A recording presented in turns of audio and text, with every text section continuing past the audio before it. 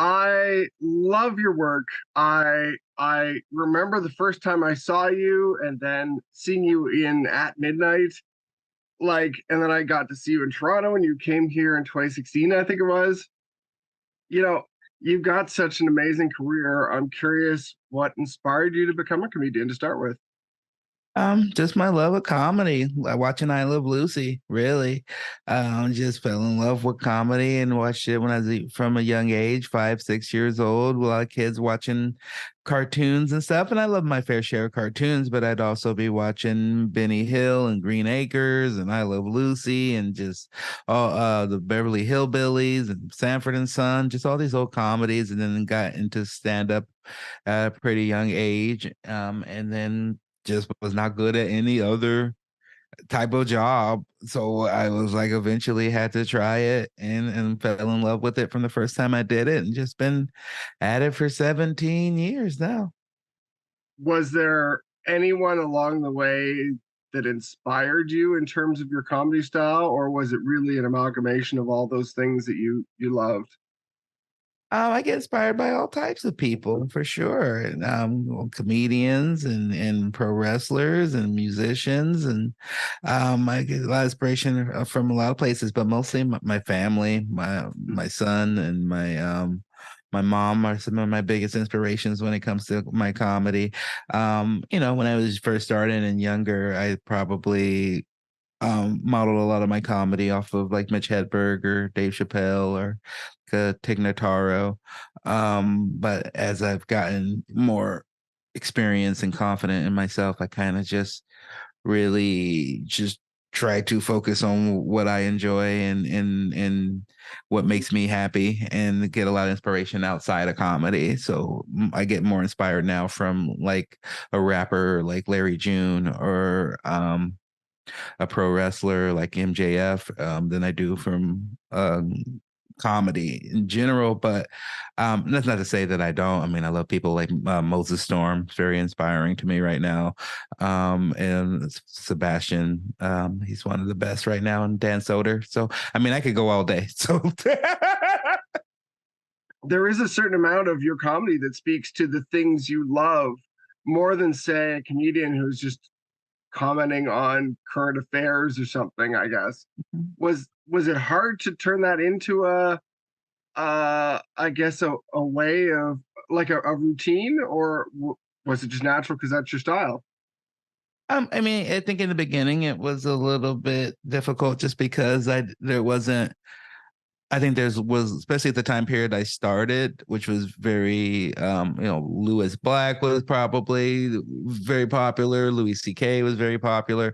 So it was a lot about complaining about what you didn't like in the world. And just from a early start in comedy, when I realized that you like didn't do a new set every single show, whereas you had to do these same jokes over and over again and like refine them and craft them, I realized that I didn't enjoy complaining every day. I didn't enjoy having to have carry that energy of being upset.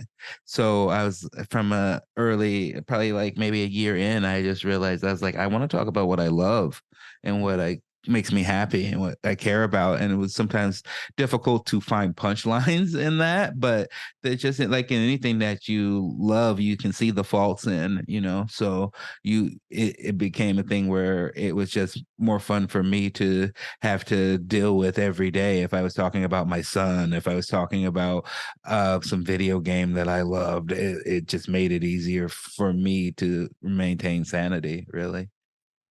Well, and I love that even you did a riff on the Great British Baking Show, because I mean, it's such an unconventional thing to bring up in the middle of a comedy show, I guess, for some comedians at least. But you had such a great line of thought through that. I mean, does that, were you just like, I guess I'm curious how you build out a Mhm. piece like that. Oh, sure. No problem. Let me take you behind. Maybe not Um, that's a complicated question, maybe, but no, no, no, no. I mean, but the simple answer to that question is just that I try to it does go back to my influences with like rap music and stuff. And a lot of my favorite rap music is very referential, and the fact that like they'll have a bass line and you can understand it at its base, but they'll also have a metaphor behind it or a reference behind it that if you understand, suddenly you feel a deeper connection to that artist. And I always thought that that was a great way to write. So when I write a bit like that, in particular, like the Great British Bake Off, I try to write from a base level of like, if you've never seen, if you don't know what I'm talking about, I need to at least be able to explain a base level for you. And if you do know what I'm talking for you about, I like to go in extra with the few references about, Paul Hollywood or the handshakes or whatever is going on. So that even if you've never seen what I don't like it to be like just the reference is the joke. Like for me, like I will never make the reference the punchline. It's just about I would rather explain to you something that I love, and if you don't get it, at least you can hear the passion in my voice behind it and understand if I explain it. And if you do get it, then you're coming at it from a deeper level. And I think it makes it more fun if you're like, oh, this guy watches what I watch. This guy likes what I like. Well, in one of your comedy shows, the response to that joke is huge. So obviously, it fits so well with your audience. It's fantastic.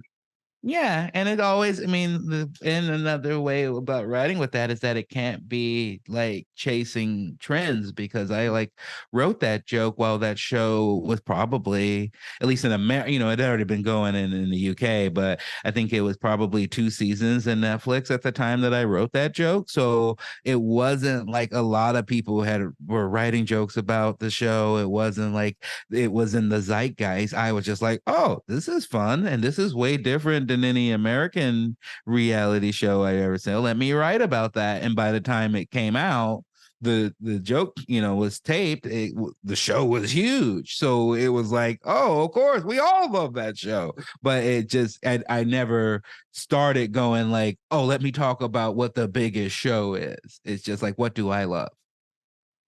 Well, the other side of all this, and because of the strike, we don't get into specifics, but I'm Mhm. curious, you've done so many film and TV projects, some awesome ones, you've worked with some amazing people. What kind of itch does acting and voice acting scratch for you? Does it fill in another side of what you do? Is it just something you found fun to do, or what's it like? At the base level, what I love about it is when it's kind of messy and problem solving. That's when it's really fun, when I can not only like recite the words that are given to me, but like help break down a scene, help break down a character. Because what, stand up and writing for myself, I'm good at like having a specific view. It doesn't mean I'm always right, but like I at least have usually a strong opinion about a joke or about something. And the best people who I enjoy working with allow me to utilize that and collaborate with me and let me take left turns with a character or at least do an alternate take on something like that. So as best, that's the itch that it scratches. It isn't always like that. Sometimes people are very firm in what they want. And I used to, just kind of, if you were offering me a job, I'd take it because I wasn't used to being offered a job. And now I'm more able to convey the type of work environment that I prefer working in. And I let them know up front, like, hey, like please, if you are going to hire me, I'm not going to try to come in and take over, but please at least allow me to play a little bit. You don't have to use it, but at least let me feel like I'm having fun and using my mind a little bit more. Or pay me a lot more and I'll still do it. um, Hey, that's the rule. You got to go by that rule always. Yeah, yeah. Let me hear the number if it's going to be rude. If I'll let Michael Bay yell at me while I eat Doritos, why not? That's awesome. Do you have a project that you're hoping to do that hasn't come across your way yet, or that you even want to get off the ground yourself? Yeah, of course, a few things. I mean, first and foremost, I just And I feel like, as I get a little bit older, I want to, and I have my two sons now. My oldest is 20 and my youngest is 16 months. And I'm just kind of projecting the future and wanting to be involved in my son's schooling and be an active, like, parent. And so I'm like, oh, I'm going to have to try to lean more into staying home at least a little bit more. So I'm hoping to host some type of game show or talk show.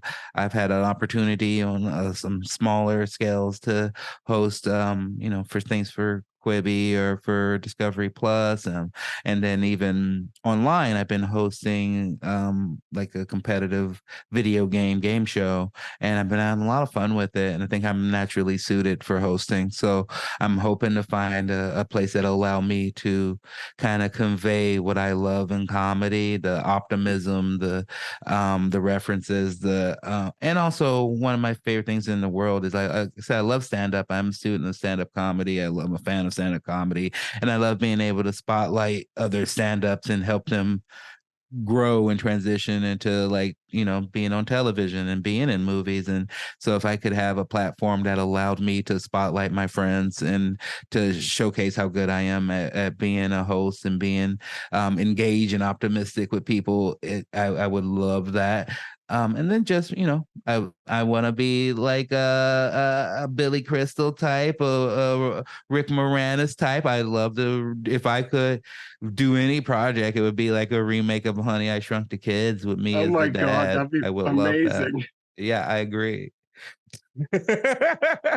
Would you be the host? Like I thought I saw something about At Midnight maybe coming back. Would you be the host of At Midnight if they did something like that? Or what kind of Uh, hosting would you prefer? I would love. I mean, I have a strong history with that show. And love being a contestant on that show. I can tell you up front, I would prefer being the host and then coming back and being a contestant, because I already done that for years and stuff. So I can't see me putting the same effort into that anymore. But if I could host it, I think that would be a natural progression in my life, and something that I'm good at, and that type of show. I mean, that's kind of exactly the type of show I would love to host. So I certainly haven't heard anything about that, but if they want to make a decision, please, I'm available. I think I might not be. I am currently on multiple TV shows, so who knows. Well, I'll cross my fingers because I would even love to see you host, like, if it comes back, to see you do a couple of those. Like that, you were a huge highlight for me on that show. So like, I remember tuning in, going, "Yes, he's on again." Yeah, well, I agree with you, and I truly, I mean, I'm not blowing any smoke. I would absolutely love that if that happened. So I hope that happens. Well, I'll just ask you quickly at the end. I know, obviously, the gaming side of things, you're a fan. What do you play? Oh, what am I not playing? No, so it's a great year for games. This has been one of the best years for video games of all time. If you're not a gamer, jump in right now. It's beautiful time. So I've been playing a little bit of everything. I tried Starfield for a while. That was pretty fun, but also boring. I don't know how a game can be both so engrossing to me and boring. It's so boring. And like the most fun things are like, go fill out a job application so you can go get a job. And I'm like, here I go. So like, I guess I will go get this guy some coffee. It is a boring, beautiful, fun game. But Baldur's Gate 3, of course, the new Zelda. I've been playing a lot of this game called Dave. I love doing Shane games that a lot of people don't know about. This game called Dave the Diver, which is really, really fun. It's like a half like Echo the Dolphin type underwater adventure where you're a scuba diver exploring this underwater kingdom, and then the other half of it, you run a sushi restaurant, and you are like bringing fresh sushi from the ocean and then chopping it up and having sushi competitions with people. It's a so funny. It's a great game. I recommend that one a lot. Do you Are you into PlayStation games? Are you looking forward to the new Spider-Man? Of course. Yeah. I'm in everything. Yes. I can't wait for the new Spider-Man. This year is amazing. Armored Core Right? 6. I've been playing. That game is wonderful. If you like blowing up giant mechs, yeah, it's a great year for any. If you Mortal Kombat's about to come out, I can't wait. Yeah, it's been a abundant year. So for me, honestly, keep the strike going. Like, I got plenty of games to play. I'm just kidding. I want people to get back to work so they don't lose their homes. And me too, but especially other people. But yes, you got that it was a joke, but I Okay. had to say it because how people are sometimes.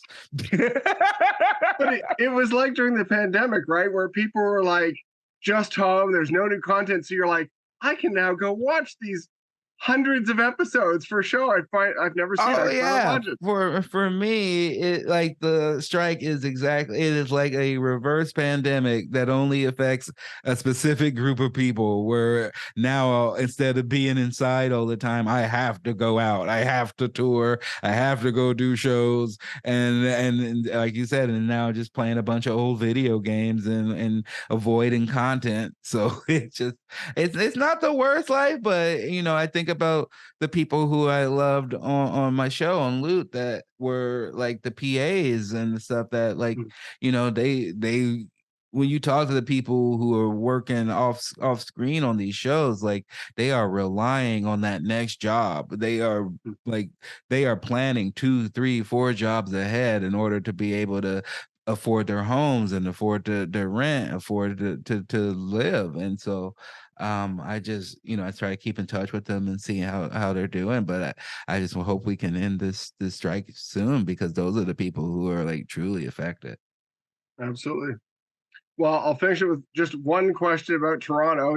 You're coming here for just for laughs. It's awesome to have you back. I'm curious, is Toronto different for stand up? Do you feel a different vibe from Canadian audiences, or is it an audience is an audience? It's not, I mean, all audiences are a little bit different. I mean, you're much better than Montreal, that's for sure, because of how weird they are, those freaking weirdos. I love Toronto. I mean, I know it was completely on different sides of the country, but Toronto and Vancouver are like places that always showed me a lot of love and showed me a lot of response. Sometimes even before a lot of places in America. So Canada has always been a place that's shown me a lot of, I think, a lot of great comedy fans in Canada, and they have a love of the history of comedy and the a joy for comedy like I do. And I think, I mean, it just shows by the amount how big the festivals are there that the biggest festivals in the comedy world are in Canada. And so I always enjoy going to Toronto, especially. It's so beautiful, great people. I love I mean, just gorgeous women. I mean, I'm excited to come by. Well, we can't wait to have you back. That will be awesome. Thank you so much for the time. I really appreciate it. It is a huge pleasure to chat with you. It was a wonderful time talking with you, Andrew. Hopefully, I'll see you when I'm in Toronto.